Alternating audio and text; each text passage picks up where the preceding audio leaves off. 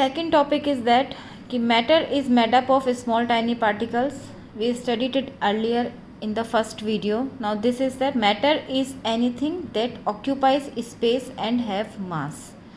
ये हम देख ही चुके हैं कि जैसे मैटर जो होता है ना, उस जिसके किसी के पास भी अगर स्पेस, अगर कोई स्पेस को ऑक्यूपाई करता है, किसी के पास मास है, तो उसको हम कह सकते हैं कि मैटर जो है वो मैटर है.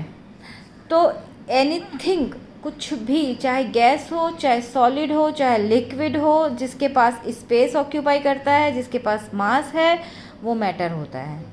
थर्ड है particles of matter have space between them and they are continuously moving. तो पार्टिकल्स ऑफ मैटर जो है उनके बीच में स्पेस होता है. ये हमने पहले भी देख सकते हैं. जैसे अगर हम वाटर के अंदर कहीं पर एक ग्लास में वाटर लें और उसके अंदर हम शुगर या सॉल्ट या ऐसा कुछ डालते हैं तो वो इसके अंदर मिक्स हो जाता है. ठीक है ना, ये मिक्स हो जाता है. तो मिक्स होने का मतलब क्या हुआ कि इसके पार्टिकल्स वाटर के पार्टिकल के साथ मिक्स हो गए, यानी कि इनके स्पेस, वाटर के पार्टिकल्स के बीच में स्पेस था, उस स्पेस को जाकर के शुगर और सॉल्ट के जो पार्टिकल्स है उन्होंने ऑक्यूपाई कर लिया. ठीक है, तो इसका मतलब ये हो गया कि पार्टिकल्स जो होते हैं उनके बीच में स्पेस होता है. ठीक है, अब इसके अंदर दूसरा एक और हो कि दे आर कंटिन्यूसली मूविंग. इसको हम कैसे समझ सकते हैं कि देखो हमारे पास तीन तरह के मैटर हो सकते हैं. एक हमारे पास सॉलिड होता है, एक हम देखते हैं सॉलिड है, दूसरा है हमारे पास लिक्विड और तीसरा है हमारे पास गैस. तो सॉलिड जो होता है ना, क्योंकि हम देखते हैं कि सॉलिड जो है उसके पार्टिकल्स जो होते हैं ना, उसके जो पार्टिकल्स हैं वो आपस में एक दूसरे के साथ डेंसली पैक्ड रहते हैं. इस तरह से इनके बीच में बहुत कम स्पेस होता है. ये हो गया है सॉलिड. ओके, जो लिक्विड होगा ना उसके पार्टिकल्स जो होते हैं वो थोड़े लूजली पैक्ड होते हैं. आप इस तरह से समझ लो, ऐसा हल्का इनके बीच में स्पेस होता है. ठीक है, ये हो गया हमारा लिक्विड. और तीसरा हमारे पास आता है गैस.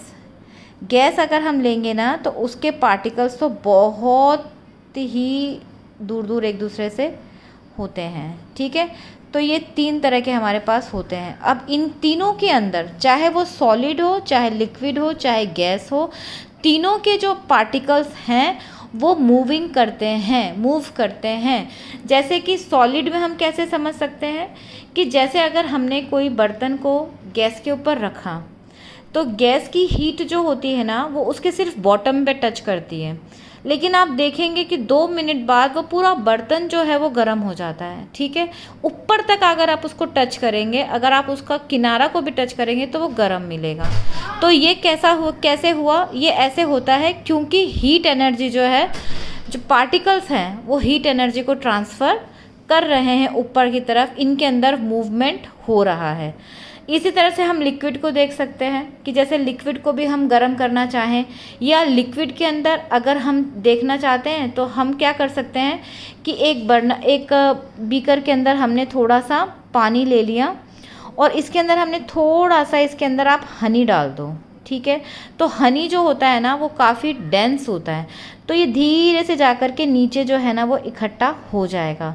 ठीक है, लेकिन अगर आफ्टर आप समझोगे 10 to 15 मिनट्स, ये क्या होता है, ये 10 to 15 मिनट्स में ये पूरा इसके अंदर मिक्स हो जाएगा. ठीक है, तो ये क्यों मिक्स हो गया? क्योंकि इसके पार्टिकल्स के बीच में, इसके जो पार्टिकल्स है वो मूव कर गए सबकी तरफ के बीच में, इनके जो स्पेस था उसके बीच में जा करके ये लोग इकट्ठे हो गए.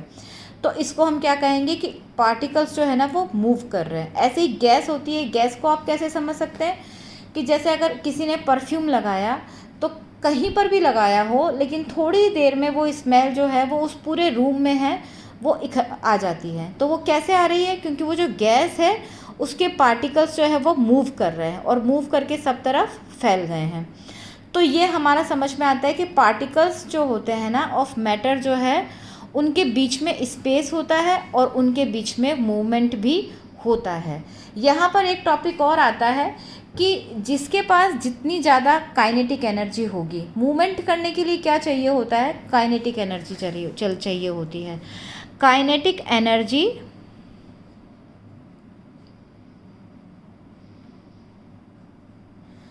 फॉर मूवमेंट, ये तो हम जानते हैं, काइनेटिक एनर्जी चाहिए हमें मूवमेंट के लिए। तो आपने ये देखा होगा कि आप कभी ऐसा ट्राई करना, अपने घर पे भी कर सकते हैं, और आपने कभी नोटिस भी किया होगा कि अगर आपके घर में एक बाउल में ठंडा सब्जी रखा हुआ है तो उसका स्मेल इतना ज़्यादा नहीं आता है। आप उसी चीज़ को गरम करो, आप उसको कढ़ाई में रखो और उसको गरम कर दो, तो आप देखेंगे कि थोड़ी देर में उस सब्जी का या उस कोई भी चीज़ जो है उसका स्मेल जो है वो पूरे घर में हो गया। क्यों हो गया? क्योंकि एटम्स जो है ना, उनकी काइनेटिक एनर्जी, हीट देने से उनकी काइनेटिक एनर्जी बढ़ गई, और बढ़ने से उनका मूवमेंट भी फास्ट हो गया, और उनका सब तरफ मूवमेंट होकर के वो सब तरफ उनकी जो स्मेल है वो फैल गई। तो काइनेटिक एनर्जी जो है वो मूवमेंट के लिए ज़रूरी होती है। काइनेटिक एनर्जी कहाँ से मिलती है? हीट से मिल सकती है। इसलिए जो जितना गर्म होगा उसकी काइनेटिक एनर्जी उतनी होगी, और वो उसकी स्पीड फैलने की या उसके पार्टिकल्स की जो स्पीड होगी वो उतनी ही ज़्यादा होगी। तो यहाँ पर हम लोगों ने ये टॉपिक हमारा कंप्लीट होता है। Particles of matter have space between them and they are continuously moving. Fourth जो आता है वो हमारा है particles of matter attract each other. जैसे यहाँ पर इन तीनों के थ्रू ही हमें समझ सकते हैं कि चूँकि सॉलिड जो होता है ना, उसके जो पार्टिकल्स होते हैं वो बहुत डेंसली पैक्ड होते हैं, ठीक है, क्योंकि इनके अंदर जो अट्रैक्शन पावर है, एक दूसरे के बीच में अट्रैक्शन पावर है, वो सबसे ज़्यादा होगी। इसका हम रीज़न देखते हैं कि जैसे अगर किसी सॉलिड को हमें ब्रेक करना हो तो सबसे ज़्यादा पावर हमें लगानी पड़ती है। उसी की जगह अगर लिक्विड होगा, उसे अगर हमें ब्रेक करना है तो हमें पावर कम लगानी पड़ेगी, क्योंकि इनके एटम्स के बीच में जो अट्रैक्शन पावर है वो कम है। थर्ड आता है गैस है। गैस को हम आसानी से अलग कर सकते हैं, क्योंकि इसके एटम्स के बीच में जो अट्रैक्शन पावर है वो और भी कम हो जाती है, इसीलिए ये इतने दूर दूर इसके पार्टिकल्स जो हैं वो एक दूसरे से होते हैं। तो इस तरह से हम ये समझ सकते हैं कि इनके बीच में अट्रैक्शन होता है और इसकी वजह से ये आपस में जुड़े हुए होते हैं, ठीक है। तो ये हमारा फोर्थ टॉपिक होता है कि particles of matter attract each other. इसके बाद आपकी बुक के अंदर एक ब्लू कलर का क्वेश्चन आंसर्स का दिया हुआ है, ये यहाँ पर है, पेज नंबर 3 पर है ये। Which of the followings are matter. ये जो क्वेश्चंस हैं ये आप इन्हें करिए, और इनसे रिलेटेड कोई भी अगर प्रॉब्लम आती है तो उसको हम फर्दर आगे डिस्कस करेंगे।